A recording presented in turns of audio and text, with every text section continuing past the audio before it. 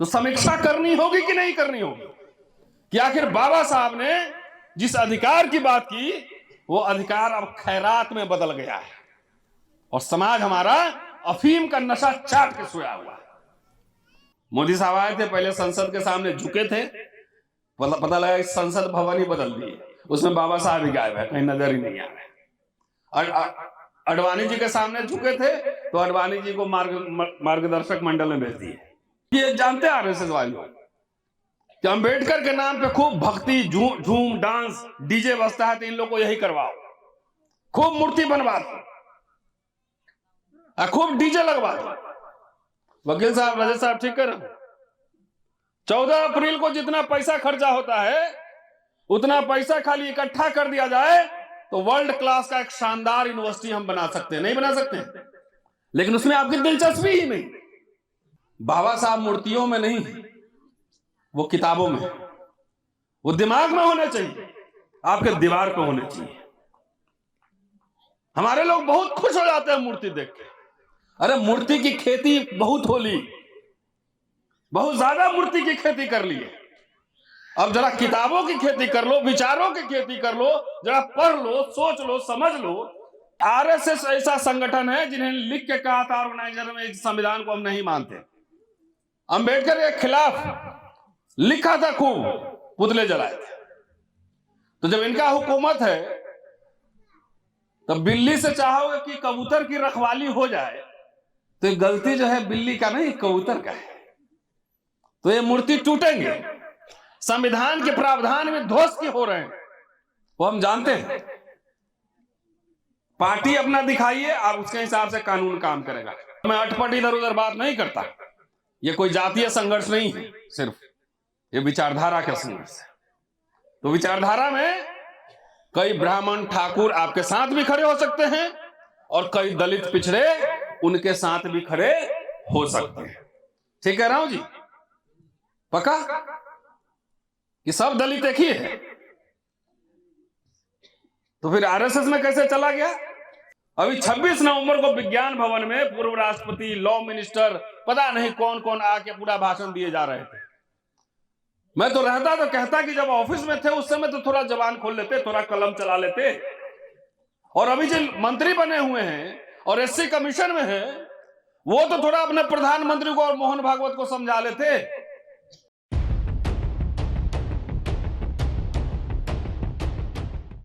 Jyotiba Phule social welfare society रिसालिया खेरा के सभी पदाधिकारीगण, सुल्तान सिंह जी, रामपाल जी, बिट्टू सिंह, राधेश्याम जी, Rahul, advocate रजत साहब, दिल्ली से हमारे साथी आए मनीष, वीर सिंह साहब, अमर,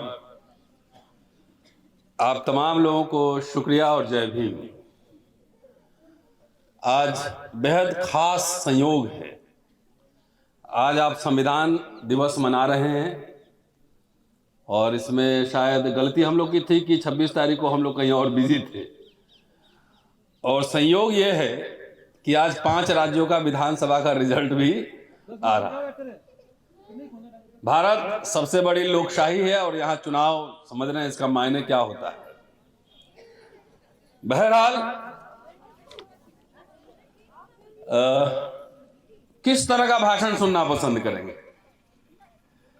गुदगुदी लगने वाला, अच्छा लगने वाला, रात में एकदम सोच के सोए तो बहुत अच्छी नींद आए, कि रात में सपना देखे कि पूरा राष्ट्रपति भवन हमारा है, सारे मठ हमारे हो गए, सब कुछ हमारा हो गया, ब्राह्मण विदेश चला गया, सब पे हमारा कब्जा है, ये वाला सुनेंगे? तो ये गुदगुदी वाला भाषण है, इसमें नींद बहुत अच्छी आती है।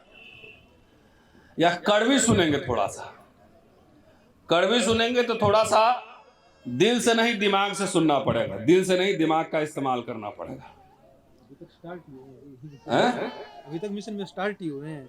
हाँ, तो हमारे लोग जो है, मैं घूमता हूँ पूरे भारत में जहाँ तहाँ, और आप लोग की छुट्टी होगी, लेकिन बधाई इस बात का कि 11 बजे से अभी 4 सवा 4 बज गया है और आप लोग यहाँ बैठे हुए हैं। हम लोग लेट हो गए ट्रेन के कारण और ट्रैफिक के कारण। तो हमारे लोग को गुदगुदी वाला भाषण बहुत अच्छा लगता है। बगैर किसी सोचे समझे, दिमाग लगाए, रणनीति बनाए,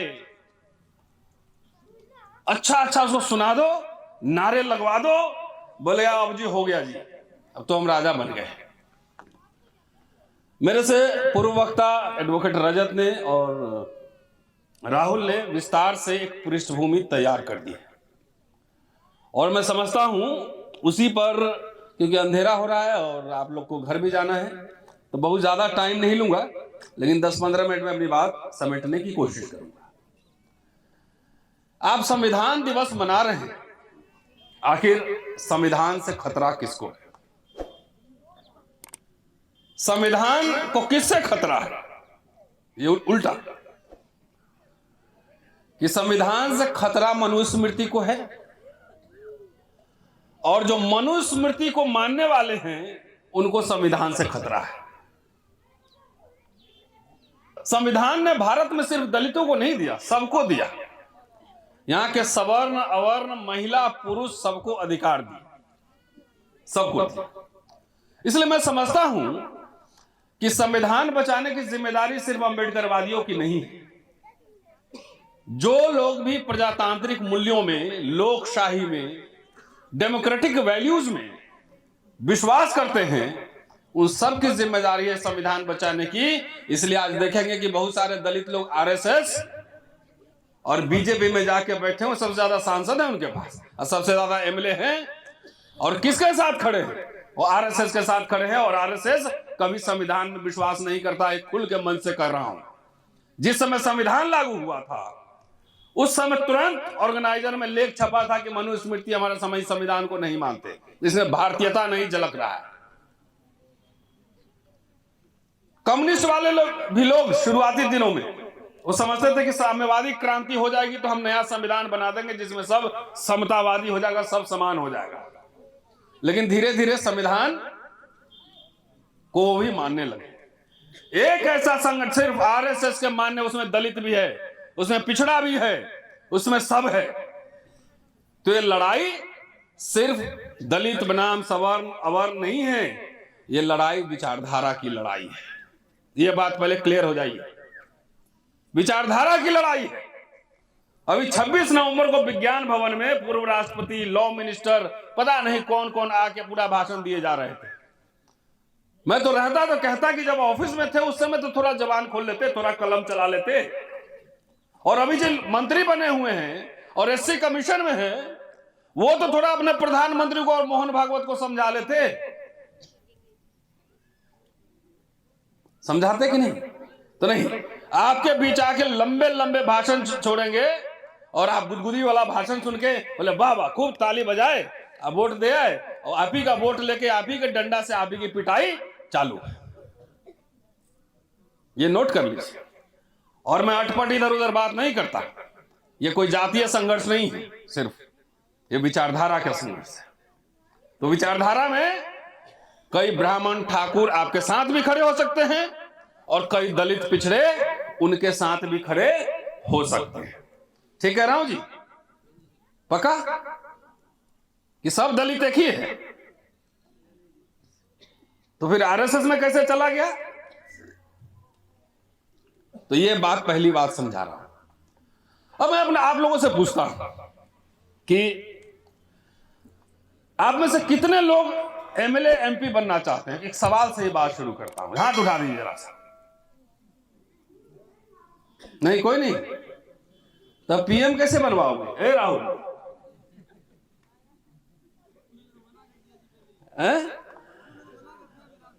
और नहीं, उन्होंने, मैं सवाल जवाब तो कर सकता हूं। तो एमएलए बनना चाहते हैं, कितने लोग नौकरी करना चाहते हैं? कोई नहीं? कितने लोग बिजनेस करना चाहते हैं? चलिए 5-7 हाथ उठा उधर लगता है। तो ज्यादातर लोग कुछ करना ही नहीं चाहते हैं, तो फिर संविधान की जरूरत क्यों है? खेत में काम करो, मस्त रहो। ठीक कह रहा हूं? ये भी बात है। देखिए साहब, अभी वकील साहब ने बात की कि मूर्ति तोड़े जा रहे हैं और ये हो रहे हैं, वो हो रहे हैं। मुझे इसमें कोई अचंभा नहीं विश्वास लगता है, क्योंकि मैं इतिहास का छात्र हूं, इतिहास पढ़ाता हूं।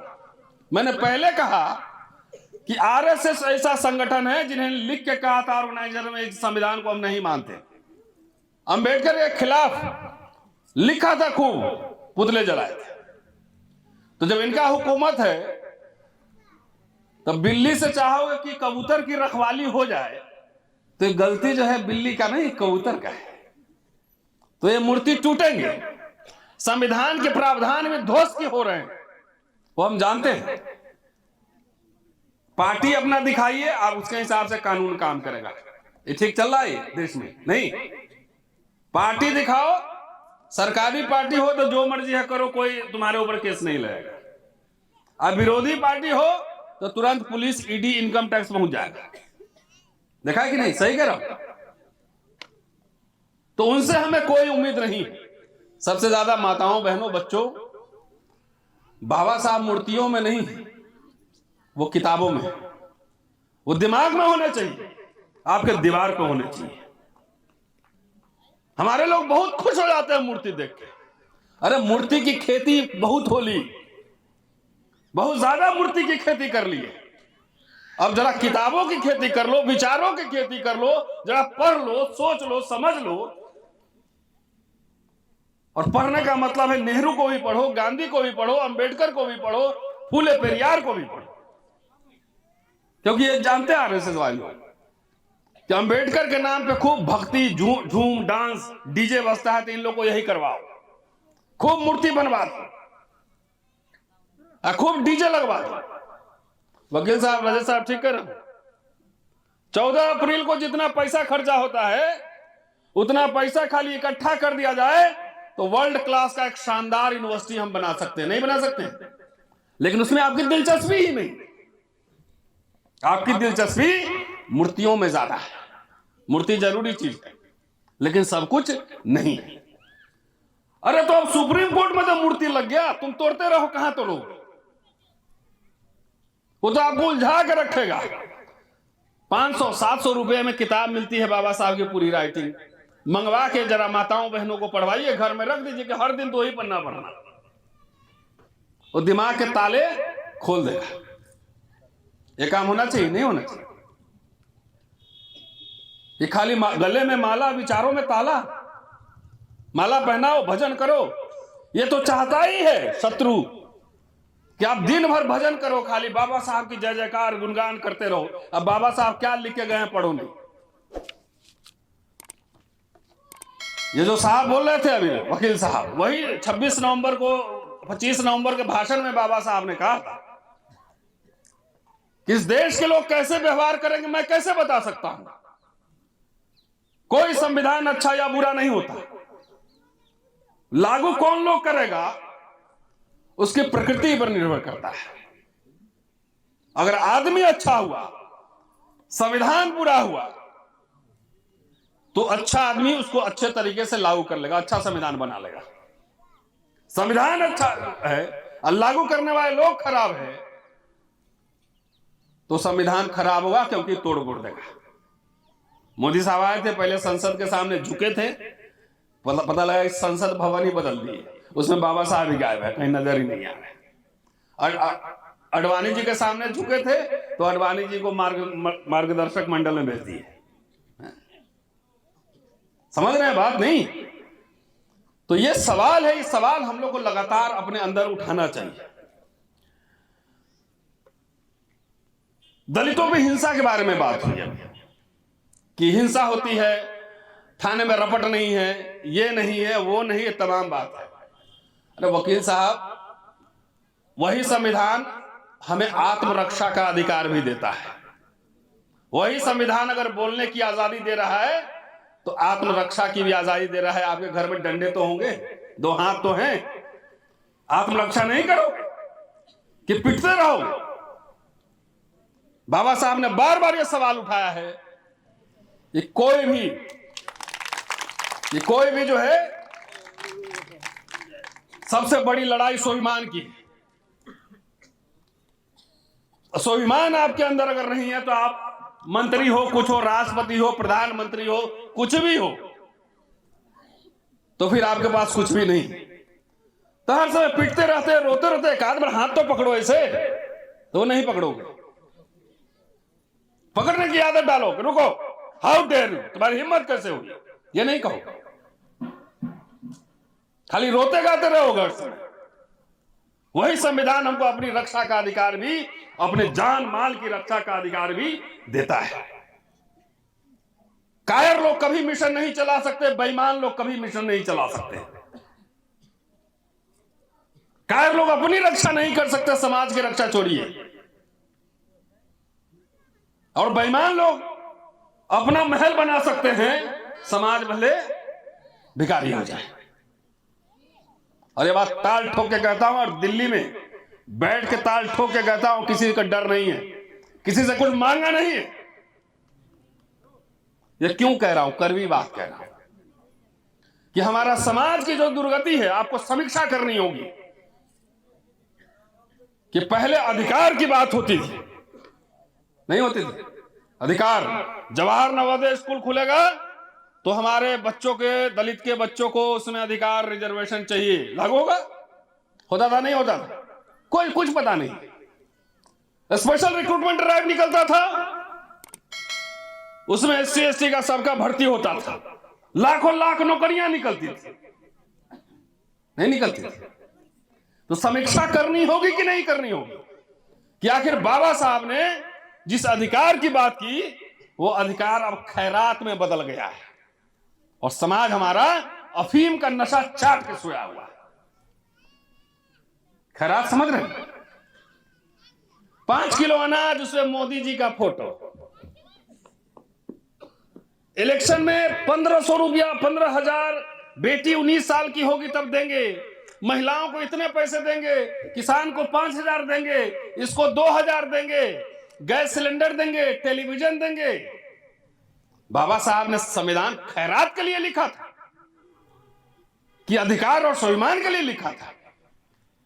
सब खुश है 5 किलो अनाज में। वो किसानों की जब बात कर रहे थे तो बात कर रहे थे कि टैक्स के पैसे में सबसे पहला अधिकार मजदूरों और किसानों का है। कि खैरात की बात कर रहे थे, किसान को 5,000 दे दो, किसान डफली बजा रहा है। स्कूल गांव में पढ़ाई नहीं हो रहा, खिचड़ी खिला दो। मैं गांव के स्कूल में पढ़ के दिल्ली यूनिवर्सिटी तक आया हूं। हमारे समय में स्कूल में 10 से 4 तक क्लासेस होती थी, और हम लोग को स्टाइपेंड भी मिलता था। ब्लॉक से पैसे आते थे, कुछ 25-30 रुपए इस तरह के आते थे। और आज सब कुछ आपका खोता चला जा रहा है। नौकरियां गए, पढ़ाई गए, पिटाई ऊपर से, शिक्षा खत्म, स्वास्थ्य खत्म, अब ठेके पे सब बन रहा है। और समाज में उबाल नहीं, कोई उबाल नहीं। नेता सब कहता है कि समाज आंदोलन करेगा तो FIR हो जाएगा, तो कैसे नौकरी लगेगा। अरे नौकरी कहां है पहले ये तो बता दो, कहां है नौकरी बताओ पहले। क्लास 4 सब ठेके पे चला गया। जो लोग भी शहर से में रहते हैं बता सकते हैं मुझे। क्लास 3 सब चला गया कॉन्ट्रैक्चुअल। ऊपर से लेटरल एंट्री आ गया। कितनी वैकेंसी निकल रही बता दो मुझे जरा। मुझे याद है जब मैं 10वीं 12वीं में था तो हजारों हजार रेलवे की और टेलीफोन की नौकरियां निकलती थी। टाइम हो गया क्या? आज नौकरी निकल रही है। अब बाबा साहब आंदोलन नहीं करते थे और कांशीराम आंदोलन नहीं करते थे। अरे जो जेल जाने से डरेगा, कायर समाज गुलाम होने के ही लायक है। वो उसको गुलाम ही रहना चाहिए। मां बहन की इज्जत लूटी जा रही, हक मारे जा रहे हैं, जेल जाएंगे, जेल जाएंगे, जेल जाएगा, इससे डरता है कायर। नेता तो घूम घूम के भाषण दे रहा है। यही अम्बेडकरी मिशन चला रहा है। बाबा साहब आंदोलन नहीं करते थे, वो रैली नहीं निकालते थे, कांशीराम रैली नहीं निकालते थे। तो आपको जो है पूरा खून के उबाल में ठंडा उसमें बर्फ डाल रहा है नेता सब। इस सबसे बचो। समाज एजेंडा तय करो कि हमारे गांव में हमारे बच्चों के लिए इंग्लिश मीडियम की स्कूल क्यों नहीं। नेता सब 5 साल भांग पी के सोता है और इलेक्शन के समय पूरा दुनिया हिलाने लगता है। उससे पूछो कि अगर अंबेडकर ही मिशन चला रहे हो तो बताओ बाबा साहब ने कितने पार्टी बनाए थे, बताओ, उसे पूछो पहले। और तीनों पार्टी के मैनिफेस्टो थे है कि नहीं है, पूछो। नहीं पढ़ेंगे, कुछ नहीं, क्या कर रहे हो भैया, तो मिशन चला रहे हैं। सारा मिशन कमीशन में कन्वर्ट हो गया, चाहे वोट का कमीशन हो, चाहे पैसे का कमीशन हो, चाहे कुछ भी। और मैं कह रहा हूं, मुझे क्या व्यक्तिगत रूप से क्या जरूरत है, मैं पढ़ाता हूं, मेरी अच्छी सैलरी है, बंगला में रहता हूं, है ना, हवाई जहाज से घूमता हूं, लग्जरी गाड़ी, मुझे क्या क्यों जरूरत है कि मैं सिरसा के गांव में आके और 200-300 लोगों को एड्रेस करूं, क्यों? मैं घर में रहता भी, मेरी कोई शनिचर इतवार छुट्टी नहीं होती है। अपने लिए नहीं आ रहा हूं, अपने लिए मुझे कुछ चाहिए नहीं, मैं तो कई मुकदमे झेल रहा हूं, हाई कोर्ट सुप्रीम कोर्ट में लड़ रहा हूं, मुझे आप क्या दे दो, अब मुझे ये नेता क्या दे देगा? मैं आपके जमीर को झकझोरने आया। जागो, बाबा साहब अकेले लड़के जितना वो अधिकार दिलवाए, और बाद में 40 साल जो हुआ है उसकी समीक्षा करो। आप समीक्षा करो कि आप वो बचा पाए, उसको आगे बढ़ा पाए कि खो दिए। बाबा साहब ने 3 पार्टी बनाई थी, independent labour party, schedule caste federation और रिपब्लिकन पार्टी। तीनों का मैनिफेस्टो तैयार किया था, और नेता कैसा हो इसको बनाने के लिए उन्होंने रिपब्लिकन कॉलेज खोला था, उसका सिलेबस बनाया था कि नेता बनने के पहले क्या क्या पढ़ना चाहिए। जय भीम नमो बुद्धाय दिन भर रटने से नेता नहीं होता है, उसको अच्छे तरह से पढ़ाई करना चाहिए, उसके समाज के बारीकियों को समझना चाहिए, इतिहास, अर्थव्यवस्था। किसी दलित नेता से पूछो कि हमको चाइना से बात कर रहा है कि भारत इंडो चाइना रिलेशन क्या है, जरा बताओ क्या चल रहा है अभी अमेरिका के साथ, जो अभी पन्नू का जो अभी मामला चल रहा है, अमेरिका के साथ टेंशन है, क्या प्रॉब्लम है उसमें, कुछ नहीं बता पाएगा। क्यों? अफीम का नशा, सबको एमएलए एमपी बनना है। अरे अच्छा वकील बन के अंग्रेजी बोलो, सुप्रीम कोर्ट में प्रैक्टिस करो, हाई कोर्ट का जज बनो, प्रोफेसर हो तो अच्छी किताब लिखो, आर्टिकल लिखो, समाज को दिशा दिखाओ, अर्थशास्त्री बनो, सीए बनो, स्टैटिस्टिशियन बनो, फिल्म डायरेक्टर बनो। तो वकील भी बोलेगा कि हम भी मिशन चला रहे हैं, क्या करना है, तो एमएलए बनना है, एमपी बनना है। और डॉक्टर है वो भी कह रहा हमको भी एमपी बनना है। मुझे एक बॉम्बे से एक टैक्सी वाला फोन किया कि भाई साहब मैं मिशन में लगा हूं। हमने कौन सा मिशन में लगा है? तो बोला मैं भी यहाँ पे एक पार्टी का नाम लिया कि मैं वहां का जिला का सचिव हूं और हमें भी जाना है। हमने क्या करते हो? तो बोला ओला चलाता हूं। तो बोले कम से कम 10 कार तो चला लेते हैं, 10 कार का मालिक तो बन लो पहले।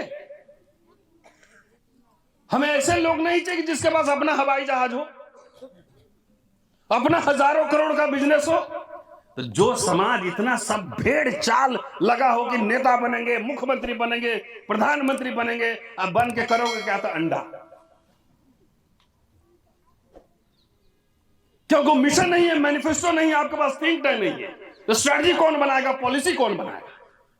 ये कुछ भी नहीं। 40 साल में तो इसके बताओ ना भाई, हम तो आपसे वोट नहीं मांगे, चंदा नहीं मांगे, कुछ नहीं मांगे, तो आखिर ये फिर आरएसएस बीजेपी पावर में कैसे आ गया? आप तो मिशन चला रहे थे, देश में क्रांति कर रहे थे,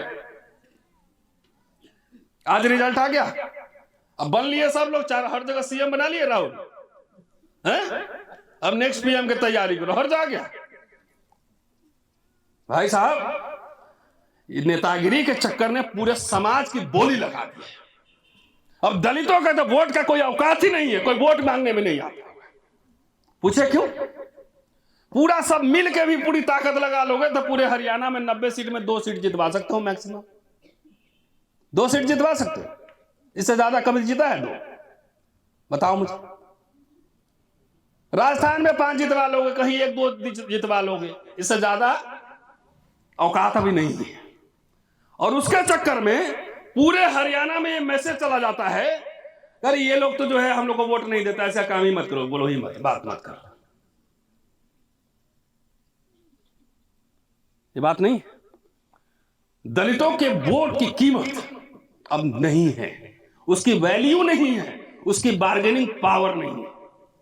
जब उसकी पावर थी तो हरियाणा में बोल रहा हूं, अब पता कर लीजिएगा कि 1900 कब 75 वीर सिंह साहब 75 76 77 में लैंड रिफॉर्म लागू हुए थे कि नहीं? बैंक का नेशनलाइजेशन वो आप मांगने गए थे? नहीं, खुद किया था। पीएसयू खुले थे, लाखों लोगों को नौकरियां मिली, लाखों लाख को नौकरी मिली। तो लगता था कि भाई चलो दलित लोग के लिए कुछ करना चाहिए। अब तो कह रहा है दलित लोग तो हम खूब हुक्मरान बन जाएंगे। तो बोलेगा एक काम करो बेटा, पहले हुक्मरान बन लो, उसके बाद अधिकार ले लेना। तो हुक्मरान बनते बनते जो भी था वो सब खत्म हो गया, हो रहा है। बीजेपी आरएसएस तबियत से खत्म करेगी, क्योंकि आपके पास सिर्फ एक ही नारा है,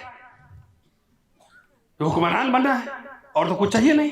प्रोफेसर नहीं बनना है, नौकरी नहीं करनी है, बिजनेस में भागीदारी नहीं करनी है, इंजीनियर नहीं बनना है, कुछ भी नहीं बनना है। हम तो इंजीनियर से भी मिलते हैं, आईएएस से भी मिलते हैं, आईपीएस, सब रिटायर होने के बाद आता है, कहता है कि मैं नेता बनूंगा। थोड़ा अभिनेता भी बना लो। एक बाबा साहब एक काम और अच्छा कर जाते हैं, थोड़ा गड़बड़ हो गया, मैं बराबर सोचता रहता हूं। इन्होंने बात की अभी राहुल ने कि संविधान सभा में गए, ये गए, कैसे गए ये नहीं बोला आपने। खिड़की दरवाजे बंद कर दिए गए, ये तो नारों में चलता है, लेकिन किसके रिकमेंडेशन पे गए थे संविधान सभा में भी पता होना चाहिए। बाबा साहब ने लखनऊ में भी भाषण किया था, बोला था कि आप आपस में शादी ब्याह करो ना करो, रोटी खाओ ना खाओ, ये मेरा इशू नहीं है, लेकिन कम से कम मुद्दों पर अगर वैचारिक एकता बना लो तो कोई ऐसा कारण नहीं है कि उत्तर प्रदेश में आप शासन नहीं कर सकते। अब तो जात जात की पार्टी बन रहा है, सब कर रहा है कि मैं मिशन चला रहा हूं। कितने हम काउंट करोगे तो खाली दलितों को मैं कह रहा हूं सैकड़ों पार्टी है। कोई लोटा छाप, खटिया छाप, कोई कोई छाप पार्टी है, आता है 50 वोट 100 वोट, और उसके चक्कर में पूरे हमारा समाज मारे जा रहा है। कोई पुष्ट वोट मांगता तक नहीं। अमेरिका का एग्जाम्पल दे रहा हूं और बात खत्म करूंगा कि अमेरिका में निगरों की हालत, ब्लैक्स की हालत हम लोग से भी ज्यादा खराब थी। बाबा साहब ने विस्तार से लिखा, हम लोग से भी ज्यादा खराब था। हमारे रिजर्वेशन संविधान से उन्होंने सीख के वहां पर अफर्मेटिव एक्शन लागू किया जी। और वहां देखो आज ब्लैक्स पूरे दुनिया में बैंकर्स हैं, स्पोर्ट्स में हैं, राष्ट्रपति भी बनवा लिया। और हम बाबा साहब यहां हम लोग सब कह रहे हैं 2 आदमी मिलकर 3 पार्टी बना लेते हैं, एक अकेले अकेले, एक दोनों मिलके। आखिर तीनों कह रहा है इस देश पे कब्जा कर लेना। कोई कह रहा है कि ब्राह्मण को विदेश भेज देंगे। अरे भाई काहे के संविधान विरोधी बात कर रहे हो? उसी संविधान ने उसको यहां रहने का अधिकार दिया। और तुम्हारी औकात एक गांव से एक ब्राह्मण को बाहर निकालने की नहीं है। और निकाल के भेजोगे कहां पे, ये बताओ? तुम्हारा वीजा पासपोर्ट बातचीत करना पड़ेगा और जहाज से भेजना पड़ेगा, है पैसा जहाज का टिकट। तो आलतू फालतू के सब नारा आप लोग को देता है, इसमें आप लोग को बहुत मजा आता है। बुनियादी बात क्या है, शिक्षा क्या है, रोजगार क्या है? अरे एमएलए तो इस हरियाणा में 90 ही बन सकता है ना, सारे शेड्यूल कास्ट तो नहीं बन सकते हैं, सादे बैकवर्ड नहीं बन सकते, ये रियलिटी मान लीजिए। लेकिन यहां पे अरबपति तो 500 लोग बन सकते हैं, नहीं बन सकते। फैक्ट्री तो 100 लोग चला सकते हैं। अभी भाई साहब हैं कि चले गए, एक थे अभी, बोले भाई साहब क्या कर रहे हैं? तो बिजनेस कर रहे हैं और राजनीति भी कर रहे हैं। हमने पूरा बिजनेस ही कर लो, कम से कम 500 करोड़ कमा लो। मैं एक जगह गया, एक महिलाओं के प्रोग्राम में 1000 महिलाएं थी छत्तीसगढ़। मैंने कहा 2 विकल्प है आपके पास, एक हमको 30 टिकट बांटना है एमपी का, और एक है कि 1000 महिलाओं को अरबपति बनाना है। आप दोनों में से किसको आप मांगोगे? तो इसलिए ये आपको जो है ना, मैं पॉलिटिकल बना रहा हूं, इलेक्ट्रॉल नहीं बना, खाली इलेक्शन मशीन नहीं बना रहा। महिलाओं ने कहा कि हम एमपी का टिकट लेंगे। हमें 10 तरीके, हम तो चाहते थे कि अरबपति बन जाओ तो जब भी पर्स खोलो तो 10-20 एमएलए एमपी इसमें से निकले। हैं? अरे लिमिटेड सीट है, 545 ही सांसद बनेंगे, उसमें से 130-31 जितना है वो है ही रिजर्व, वो तो जाहिर है वहां पर। और बगैर सामाजिक समझौते के कोई सरकार नहीं बनती। आज बीजेपी की औकात नहीं है अपने बल पर चुनाव लड़ने के पूरे देश में, है वो भी 38 पार्टियां गठबंधन कर रहा है। हमारा दलित भाई लोग जो है ना, 2-2 आदमी का पार्टी बनाया, कह रहा है कि देश में कब्जा कर लेना, एक एमएलए नहीं, एक एमपी नहीं। तो इलेक्शन का टेस्ट ये अफीम है। सबको नेता क्यों बनना है? आप पॉलिटिकल नहीं है, राजनीतिक समझ का होना जरूरी है। राजनीति में समझौते होते हैं।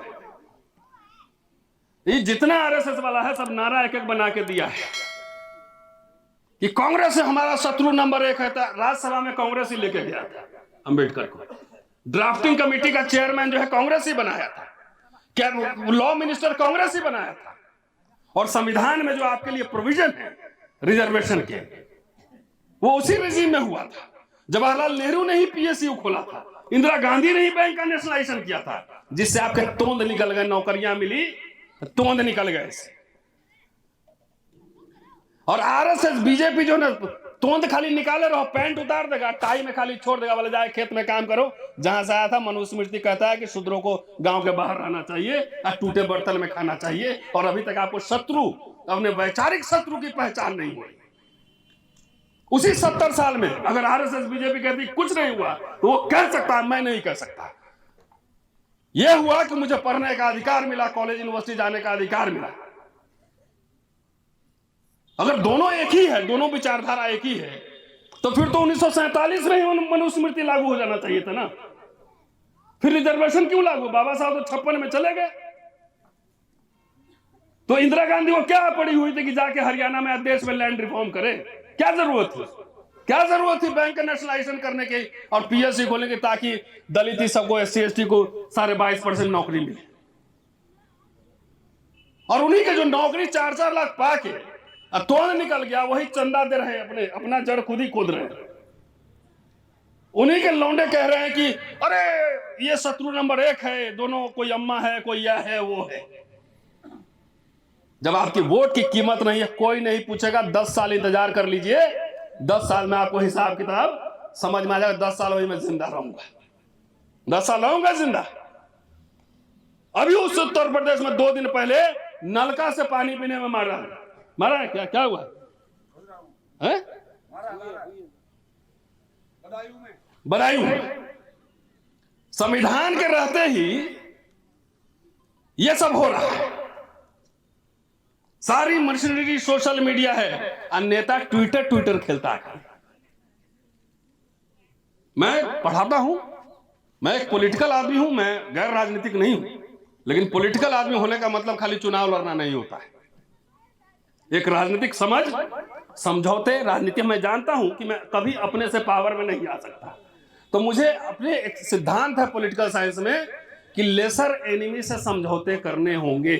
जो कम शत्रु है, छोटा शत्रु, उसे हाथ मिला लो बड़े शत्रु के लिए, हराने के लिए। जो कम शत्रु, उससे हाथ मिला लो।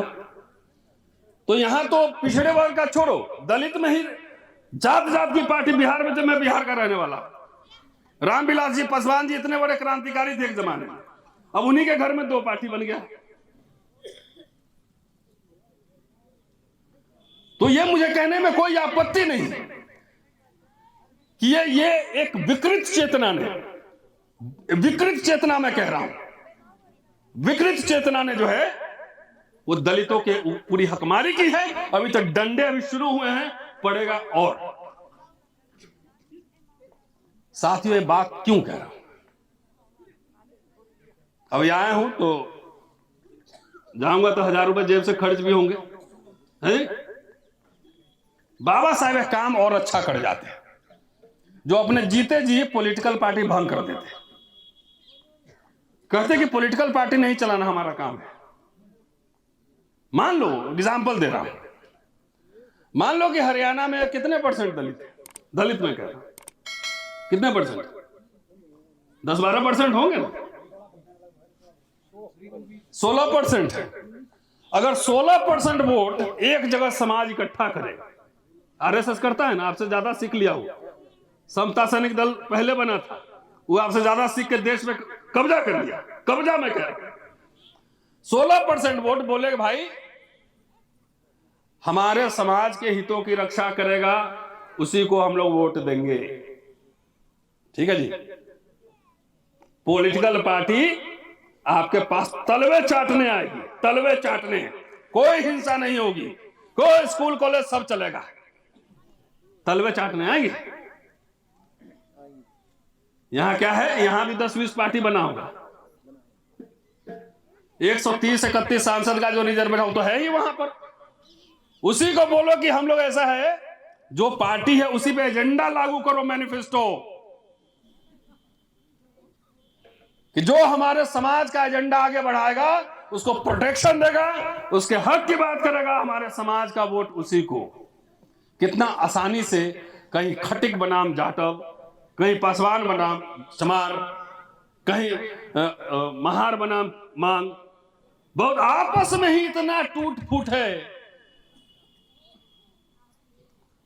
सब नशा में है, इलेक्शन के समय सब लगता है कि अब तो बस सत्ता आ ही गई, सरकार बन ही रही है। भाई साहब बहुत ईमानदारी के साथ कह रहा हूं कि बाबा साहब अधिकार के लिए लड़े थे, और यह सरकार 10 साल में आपको खैरात पर लेकर ले आई है। क्यों? क्योंकि यह मनुस्मृति कहता है कि शूद्रों के बर्तन टूटे होने चाहिए, उनके कपड़े फटे होने चाहिए, एक अपराध के लिए अलग अलग सजा होनी चाहिए। कहता हो भी रहा है, हो रहा है, तो मुझे क्या कहना है, तो बात तो समझ ही रहे हैं। तो हम लोग सामाजिक राजनीतिक चेतना जागृत करने आए कि आप अपना वोट 10 जगह बांट दो, आपके वोट का कीमत ही नहीं रहा तो कोई आपसे कुछ पिटाई लगे, चाहे हकमारी हो, कुछ नहीं हो सकता है। तो मैं समझता हूं कि एक समाज को राजनीतिक होना चाहिए, उसमें राजनीतिक समझ होनी चाहिए, नहीं तो रिजल्ट तो आपके सामने है। 5-10 साल और देख लो, कितने हुक्मरान बन रहे हो, कितने एमएलए एमपी जितवा रहे हो, वो भी दिख जाएगा। बाबा साहब ने समझौते की बात की थी, समाजवादियों से समझौता किया था 1952 के चुनाव में, लखनऊ में कहा था कि सब मिल जाओ। मिलना क्या, बाबा साहब के मिशन का उल्टा काम कर रहे हो। कांशीराम जी ने एक तो बात की थी ना कि जमात में कन्वर्ट किया, एक बड़ा जमात बनाया था। उनको चाहिए था कि कमांडर 10 बनाते, कम से कम पोलित ब्यूरो बनाते कमांडर, लेकिन हमारे समाज में भी लोग उत्तराधिकार घोषित कर रहे हैं। तो कह रहा है जब उत्तराधिकारी घोषित कर रहा है तो राजा महाराजा हो गया, तो अधिकार की क्या जरूरत है, खत्म करो। बाबा साहब ने कभी उत्तराधिकार नहीं दिया था अपने बच्चों को, उन्होंने अपने बेटे को कहा था कि तुम्हारे ऊपर मुकदमा करेंगे, हेरा फेरी करोगे। और यहां दलित समाज अब इतना सशक्त हो गया कि उत्तराधिकारी घोषित कर रहा है। तो उत्तराधिकारी घोषित कर रहे हो तो अधिकार की क्या जरूरत है। सोच लो कि आपको करना क्या है। पंचायत बुलाओ, बैठो, जो नेता है पूछो कि हमारे गांव के स्कूल के लिए, कॉलेज एरिया में कॉलेज के लिए क्या एजेंडा है।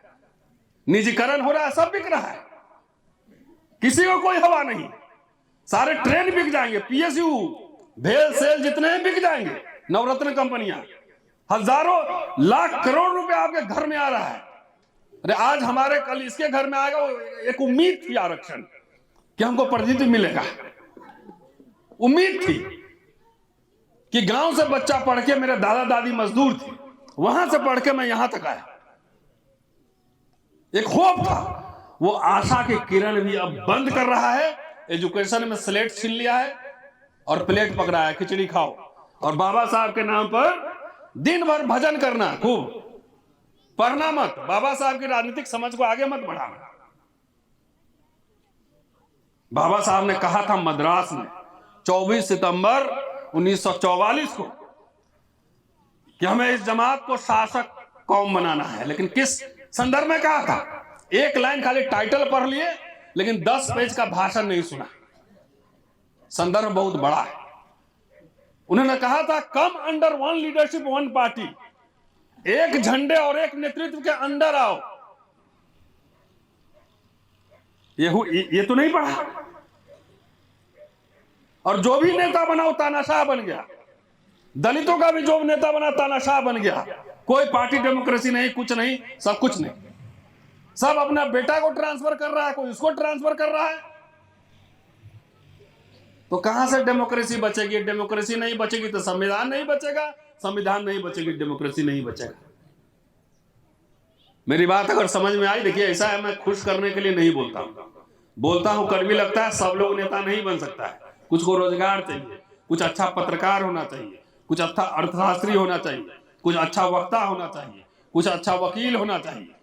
तो यहां तो देखते हैं हमारे दलित भाई लोग जिसको कोर्ट में प्रैक्टिस करके हाई कोर्ट सुप्रीम कोर्ट का जज बनना चाहिए, वो भी झंडा लेके घूम रहा है। और गांव में जो मजदूर काम कर रहा है वो भी कर रहा है हम एमएलए बनेंगे, और वो वकील साहब भी कर रहा है हम भी एमएलए बनेंगे। तो भाई उसको बनने दो, अपना काम है यहाँ कानून की व्याख्या करने का। मुकदमे होंगे तो इतने वकील तैयार करो ना कि थाने थाने में घुस के वकालत करेंगे। जागृत करो।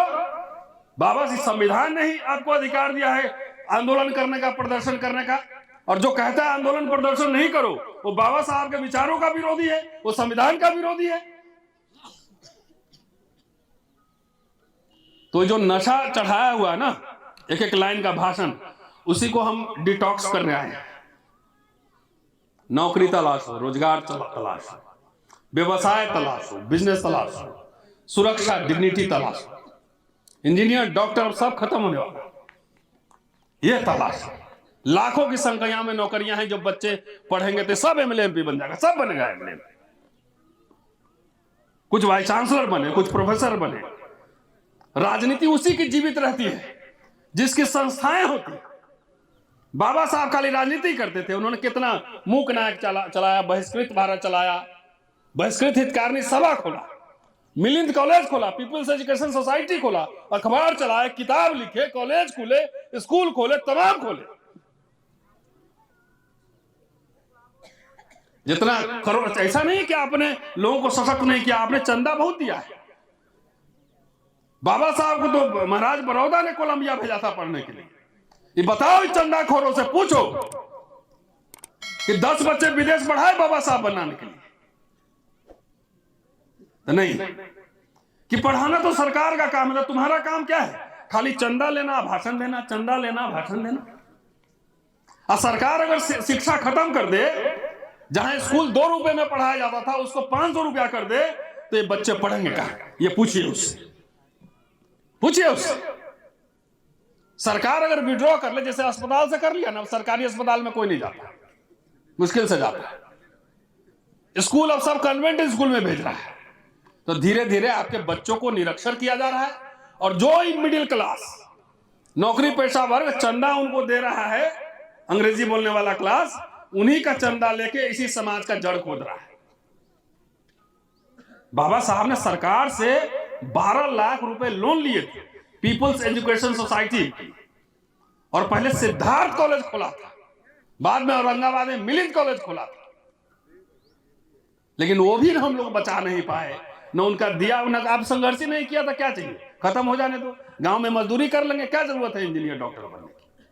बिना संघर्ष किए हुए, बिना लड़े हुए, किसी एक व्यक्ति के संघर्ष से आपको मिल गया तो लगता है कि इसका क्या मतलब है। अब आएगा आपको उधर से आपका राजनीतिक शत्रु कान में फूंक देगा कि फलना बाबू का बेटा इंस्पेक्टर बन गया, तुम्हारा बेटा थोड़ा ही बना है। तो अभी सोचोगे हाँ, तो उस समय रार लगवाएगा, झगड़ा।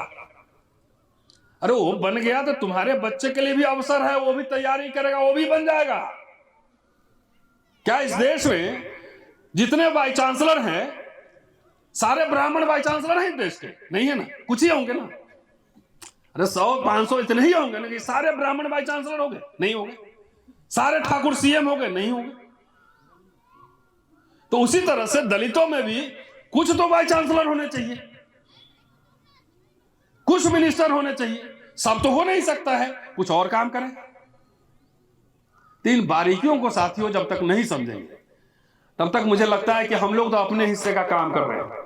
मेरी कोई दिलचस्पी नहीं है कि जाके नेता के पास कहूं कि मुझे टिकट दे दो, मुझे वाइस चांसलर बना दो, मुझे ये कोई जरूरत नहीं है।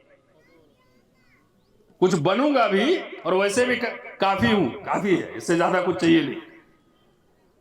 कुछ बनना भी होगा नहीं, मेरे बारे में पता कर लीजिए दिल्ली यूनिवर्सिटी में मैं कैसा आदमी हूं।